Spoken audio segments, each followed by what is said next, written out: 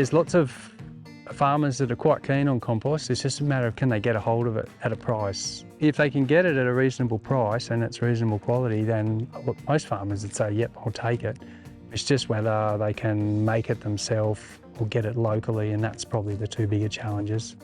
So if it's a long way away, you're going to have to pay full freight, and that's often what makes it uneconomic. There's different grades of compost on the market, and an average grade is often more than adequate to help kickstart the soil because it's full of carbon. If you make it cheaply and it's okay, then it's going to be more than enough to help build that soil health again. I joined the trial because I know the amount of chemical we use to control weed in the waterways, and anything we do to reduce and hopefully one day eliminate is a lot better for everyone. Cost-wise, plant-wise, like everything growing in there, it comes from the land anyway, so if we can put it back on the land, it's just completing the cycle. The compost will hopefully improve the organic carbon in the soil and the water holding capacity, so lock it in there. So obviously if it does improve that, it'll be less water on the cane, which is less cost in electricity and water cost for myself. The product, it will be spread onto the cane bed, and then we'll side dress it and work it into the soil, and we'll do a trial area, and then we won't fertilise that area, and we'll just see the comparison in tonnage to see if we have a reduction or the same or an increase by just using a compost rather than a granular based fertiliser. Because we're right next to Plantation Creek here, full of hyacinth and aquatic weeds, it was a good opportunity to utilise those weeds and do something with them. On this farm especially, there's some weak patches and then there's some really nice soil. So I would love to just apply this compost to the weak patches, which generally the water holding capacity is pretty terrible.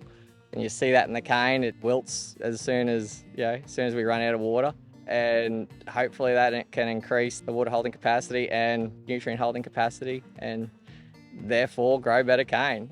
That's the goal, is to grow the best cane with the least inputs that we can. Soil health leads to plant health, which leads to better production.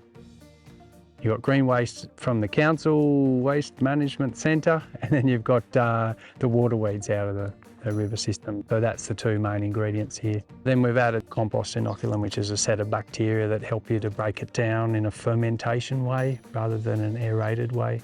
So they're kind of like a compost kombucha gang that do the job for you.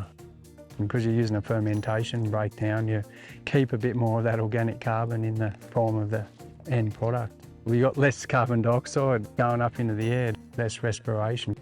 I've been involved with the project for turning the compost piles and also checking the temperatures each week, ensuring that the moisture content is 100%, so the squeeze test we call it. So when we do a squeeze test, we want that there's enough moisture just so it drips out of your hand. And by doing that, we pull the compost apart, put the moisture on top, so put the water on using a tractor and water tanks, and then reforming the compost, mixing the compost and making sure all the larger particles are inside the actual compost pile itself so they get a chance to break down. So the product to me looks really good. It's like got the right amount of moisture. It's sort of holding its shape. Yeah, it's dark. It's broken down well, I think. We just used a backhoe to turn it, which was pretty labour intensive and hard to get a really good mixture. There's machines made like a compost turner with a water applicator that do this. If we go to the right equipment for the job, it will speed the process up. We've recorded all the lessons we've learnt along the way, and we can see what Utopia is. If we're going to do it on a bigger scale, we've identified what we need, which is ideal.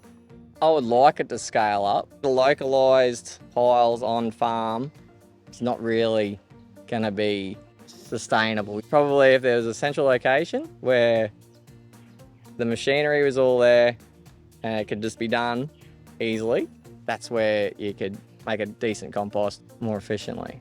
People often ask us what happens if we actually run out of the weeds. But the natural creek systems around here are used to deliver irrigation water, so there's always abundant water, high temperatures, so it's a utopia for weeds to grow. So the area behind us here, this was cleared out a couple of years ago, and you can see how quickly it's growing back. We could choose to do nothing, However, the weeds would then choke up the creek systems, and in a flood pulse, that would hold water back, and it then leads to infrastructure getting damaged because of the higher water levels. So we do need to clean them out for flood mitigation. There is a budget for managing these areas, and moving away from spraying's great because we're taking the nutrients out of the creek and putting them back on the farms. This is the lagoon along Trent Road. I think we could probably take, 1,000 tonne out of here annually of the organic matter and turn it into compost for farmers without doing any damage at all to the flora and fauna here. It'd probably improve it because, it'd get more water flow, so cleaner water. If we can harvest those nutrients and put them back on the soil, I guess the number one thing, they're not ending up out the reef.